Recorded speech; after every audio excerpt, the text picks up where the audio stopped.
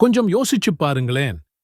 போன வெள்ளிக்கிழமையிலிருந்து இந்த வெள்ளிக்கிழமை வரை இந்த 7 நாட்களில் நாம எங்கெல்லாம் போயிருப்போம், எத்தனை பேர்கிட்ட பேசியிருப்போம், என்னென்ன விஷயங்கள பார்த்திருப்போம், எதைப் பற்றியெல்லாம் யோசிச்சிருப்போம். இந்த வேகமான வாழ்க்கையில நாம தெரிஞ்சோ தெரியாமலோ, வேணும்னே செஞ்சோ இல்ல தற்செயலாகவோ சின்ன சின்ன தவறுகளையும் பாவங்களையும் செஞ்சிடறோம். ஒரு சின்ன பொய், தேவையில்லாத ஒரு பார்வை, ஒருத்தர பத்தி புறம் பேசுனது, ஒரு நிமிஷம் மனசுல வந்த பொறாமை, இல்ல ஒருத்தர பத்தி தப்பா நினைச்சதுன்னு பட்டியல் நீண்டு போகும். இந்த சின்ன சின்ன பாவங்கள் ஒரு வெள்ளை துணியில விழுகிற ஒவ்வொரு சொட்டு கருப்பு மை மாதிரி. முதல்ல பார்க்கும்போது அது சின்னதாத்தான் தெரியும்.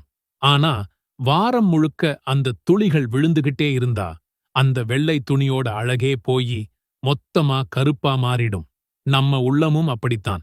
இந்த சின்ன சின்ன பாவங்கள் சேர்ந்து நம்ம மனசை இருட்டாக்கிடும். அப்போதான் நமக்கு ஒரு விதமான ஆன்மீக சோர்வு வருது. அல்லாஹ் கிட்ட இருந்து நாம ரொம்ப தூரம் போயிட்டோமோன்னு ஒரு குற்ற உணர்ச்சி வாட்டுது. ஆனா ஒரு வாரம் முழுக்க நாம செஞ்ச பாவங்களை ஒரே ஒரு சில நிமிடத்துல அழிக்க ஒரு வழி இருக்குன்னு சொன்னா நம்புவீங்களா? ஆமா, கருணையாளனான அல்லாஹ் நமக்கு ஜும்மான்னு ஒரு அற்புதமான பரிசை கொடுத்திருக்கான். இன்னைக்கு அந்த ஜும்மா தொழுகை நம்மளோட ஒரு வார பாவங்களை எப்படி ஒரு சக்தி வாய்ந்த வாஷிங் மெஷின் மாதிரி சுத்தப்படுத்துதுன்னு தான் பார்க்கப் போறோம். அல்லாஹ்வோட கருணை எவ்வளவு பெரியதுன்னா, அவன் நமக்கு பிரச்சனைகளை மட்டும் தர்றதில்லை, அதுக்கான தீர்வுகளையும் சேர்த்தே தர்றான். நாம செஞ்ச பாவங்களைச் சுமந்துகிட்டு மறுமையில அவன் முன்னாடி நிக்கக்கூடாதுன்னு இந்த உலகத்திலேயே அதை கழுவிக்கொள்ள நிறைய வாய்ப்புகளை கொடுத்திருக்கான். அதுல ரொம்ப முக்கியமானதுதான் வாரம் தவறாம வர்ற ஜும்மா தொழுகை. இது வெறும் ஒரு கூட்டுத் தொழுகை மட்டும் இல்லை, இது ஒரு ஸ்பிரிச்சுவல் ரீசெட். ஒவ்வொரு வாரமும் நம்ம பாவக் கணக்குகளை கிளியர் பண்றதுக்கான ஒரு கோல்டன் சான்ஸ். இதுக்கு ஆதாரமா நபி ஸல்லல்லாஹு அலைஹி வஸல்லம் அவர்கள் சொன்ன ஒரு ஹதீஸை கவனமா கேளுங்க. அபூ ஹுரைரா ரலியல்லாஹு அன்ஹு அவர்கள் அறிவிக்கிறாங்க, அல்லாஹ்வின் தூதர் ஸல்லல்லாஹு அலைஹி வஸல்லம் அவர்கள் கூறினார்கள், 5 நேரத் தொழுகைகள் ஒரு ஜும்மாவிலிருந்து அடுத்த ஜும்மா வரை மற்றும் ஒரு ரமலானிலிருந்து அடுத்த ரமலான் வரை நிகழும் சிறு பாவங்களுக்கு பரிகாரமாகும். பெரும் பாவங்கள் தவிர்க்கப்பட்டால். சுப்ஹானல்லாஹ், என்ன ஒரு அற்புதமான செய்தி! யா அல்லாஹு, யா ரஹ்மனு, யா கஃபார், யா அர்ஹமர் ராஹிமீன், யா சத்தார் அல் உயூப், وفقنا لإدراك فضائل هذا الجمعة ولنيل كامل بركاته، واغفر لنا ببركة هذا اليوم كل ذنوبنا الصغيرة ما علمنا منها وما لم نعلم وما تعمدنا منها وما كان خطأ، واحمنا من الذنوب الكبائر. اللهم ارزقنا أن نغتسل ليوم الجمعة ونلبس أحسن ثيابنا ونبكر إلى المسجد ونستمع إلى خطبتك بخشوع، واملأ قلوبنا بذكرك، وأعنا على إدراك ساعة الإجابة والدعاء فيها بإخلاص، وناسلك لأهلنا وأصدقائنا ولجميع الأمة المسلمة في جميع أنحاء العالم، فاغفر ذنوبهم وأزل كرباتهم وارزقهم النجاح في الدنيا والآخرة، وتقبل دعاءنا واجعل حياتنا طاعة لك حتى آخر نفس، آمين يا رب العالمين. யா அல்லாஹ், யா ரஹ்மானே, யா கஃபார், கருணையாளனே, எங்கள் பாவங்களை மன்னிப்பவனே, நாங்கள் இந்த ஜும்மாவின் சிறப்புகளை முழுமையாக உணர்ந்து அதன் முழு பலன்களையும் அடையும் பாக்கியத்தை எங்களுக்கு வழங்குவாயாக. நாங்கள் தெரிந்தோ தெரியாமலோ வேண்டுமென்றோ அல்லது தற்செயலாகவோ செய்த அனைத்து சிறு பாவங்களையும் இந்த ஜுமாவின் பரக்கத்தால் மன்னித்தருள்வாயாக. பெரும் பாவங்களை விட்டும் எங்களை பாதுகாப்பாயாக. யா அல்லாஹ், நாங்கள் ஜுமா நாளில் குளித்து தூய்மையான ஆடை அணிந்து சீக்கிரமாக பள்ளிக்குச் சென்று உனது உரையை செவிதாழ்த்திக் கேட்கும் நற்பாக்கியத்தை எங்களுக்குத் தந்தருள்வாயாக. எங்கள் இதயங்களை உனது நினைவால் நிரப்புவாயாக. எங்கள் துஆக்கள் ஏற்கப்படும் அந்த நேரத்தை அடையவும் அதில் உன்னிடம் மனமுருகிப் பிரார்த்திக்கவும் எங்களுக்கு உதவி செய்வாயாக.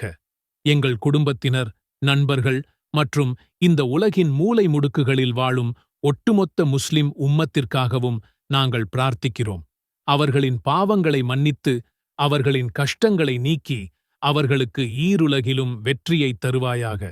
எங்கள் பிரார்த்தனைகளை ஏற்றுக்கொள்வாயாக. எங்கள் இறுதி மூச்சு வரை உனக்கு கீழ்ப்படிந்து வாழும் நல்வாழ்வை எங்களுக்கு தருவாயாக. ஆமீன் யா ரப்பல் ஆலமீன். இன்னைக்கு நீங்க காலையில எழுந்து அடுத்த மாசம் ரூம் ரெண்ட் எப்படி கட்டப் போறேன் என்று மூச்சு வாங்கிட்டு இருக்கீங்களா? 30 செகண்ட்ஸ் நிறுத்துங்க. ஒரு குர்ஆன் வசனத்தை சொல்லிடுறேன்.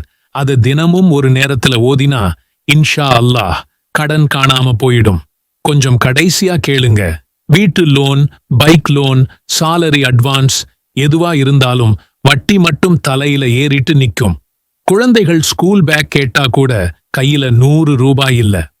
என்னை மாதிரி யாரும் இருக்காங்களான்னு தோணும். தமிழ்நாட்டுல மட்டும் 17 லட்சம் குடும்பம்தான் கடன் தள்ளுபடி கேட்டு அரசாங்கத்துக்கிட்ட கடிதம் எழுதியிருக்கிறாங்க. நீங்க தனியா இல்ல.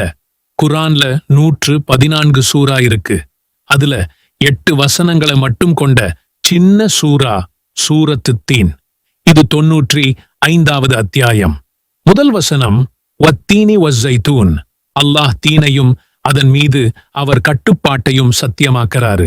நபி ஸல்லல்லாஹு அலைஹி வஸல்லம் அவர்களோட நேச சஹாபாக்கள் கடன்ல சிக்கிட்டு இருந்தப்ப அல்லாஹ்வின் தூதரே துஆ சொல்லுங்கன்னு கேட்டாங்க.